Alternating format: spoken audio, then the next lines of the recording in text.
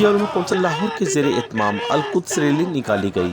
القدس rally Lahore press club سے شروع ہو کر مال روڈ پر جا کر اختتام پذیر ہوئی۔ آج ملک بھر میں قائد ملت جعفریہ پاکستان علامہ سید ساجد علی نقوی کی اپیل پر یوم القدس منایا گیا۔ سیکرٹری شیعہ علماء کونسل پنجاب قاسم علی قاسمی کی زیر قیادت ریلی نکالی گئی۔ ریلی میں شیعہ سنی مسالک کے اکابرین نے بھی شرکت کی۔ ریلی میں مظاہرین نے فلسطینیوں سے اظہار یکجہتی کیا اور امریکہ اور اسرائیل کے خلاف سخت نعرے بازی کی اور اپنے غصے کا اظہار کیا۔ ریلی میں مرد، خواتین اور بچوں کی بڑی تعداد شریک تھی۔ ریلی میں علامہ اصغر عارف چشتی، مفتی عاشق حسین، پرویز اکبر ساکی، چودھری صغیر عباس فرق، بابا شفیق بٹ، قاری خالد محمود، پروفیسر محمود غزنوی، پنڈت بھگت لال اور دیگر افراد نے بھی شرکت کی۔ اس موقع پر شرکا نے سٹی ون نیوز سے گفتگو کرتے ہوئے کہا کہ میں نے ابھی بحریہ مسجد میں یہ اعلان کیا ہے کہ ہم خود کو آزاد کرائیں نہ کرائیں، ہم بتا دینا چاہتے ہیں کہ ہم اسرائیل کے ہمیشہ خلاف تھے، خلاف رہیں گے۔ سرزمین فلسطین پر ہونے والے مظالم کو دنیا کے سامنے آشکار کرنے کا یہ دن،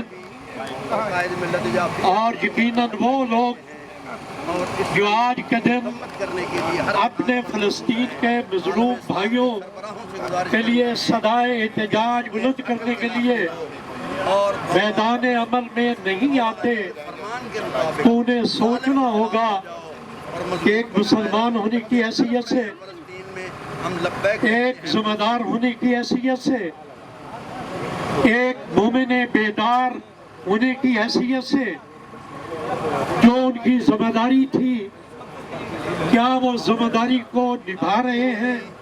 پاکستان کی تمام اسلامی قوتیں، تمام اسلامی دینی جماعتیں، بلکہ دنیا کا ہر مسلمان تمہارے ساتھ ہے، اور انشاءاللہ تعالی ہم امریکہ کی بدماشی کو ملیا میٹ کر دیں گے اور یہودہ نصارہ کے مقاصد کو ختم کر دیں گے، کیونکہ مسلمان وہ ہے جس کے متعلق کہتے ہیں کہ مجھے پالا ہے ان لوگوں نے اپنی آغوش محبت میں جنہوں نے کچل کر رکھ دیا پاؤں میں تاج سر دارا۔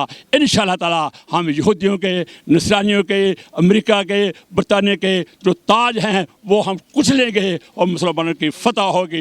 یاد رکھو وہ دن دور نہیں جب یہ دنیا دیکھے گی کہ انشاءاللہ العزیز القدس بھی آزاد ہوگا، فلسطین بھی آزاد ہوگا، غزہ بھی آزاد ہوگا، پوری دنیا کے اندر انشاءاللہ العزیز مسلمانوں کا طوطی بولتا ہوگا۔ اور اچھی طرح جان لو کہ یہ زر کی جنگ ہے نہ زمینوں کی جنگ ہے، یہ جنگ ہے بقا کے اصولوں کے واسطے۔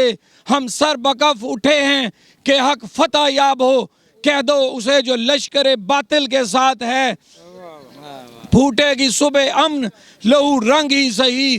اے باطلو، اے کافرو، اے یزیدیو، دیکھ لو، غور سے دیکھ لو، نہ ہم خوف زدہ ہیں، نہ ہمارے قدم ڈگمگائے ہیں، ہمارا بچہ بچہ تمہاری آنکھوں میں آنکھیں ڈال کر کھڑا ہے، اور یہی فتح ہوتی ہے۔